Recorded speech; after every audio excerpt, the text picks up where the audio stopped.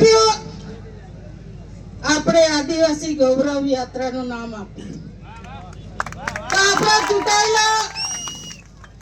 ચૂંટાયેલા સંસદ હોય, ધારાસભ્ય હોય, એ આપણા મતથી ચૂંટાયા છે ભાઈઓ. પોટલીમાં ને બાટલીમાં બેસાઈને આપણે ચૂંટી લાવ્યા છે. અનુસૂચિત જનજાતિની યાત્રા કરે છે અને બોલવામાં બીક લાગે છે, શરમ આવે છે. એની માના પેટમાં એ આદિવાસીના પેટનો જણેલો નહીં હશે.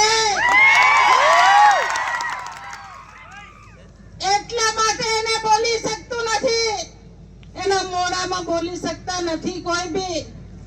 ત્યારે ભાઈએ વાત કરી, ભીલ પ્રદેશ બનાવવાની જગ્યા કામી લાવો.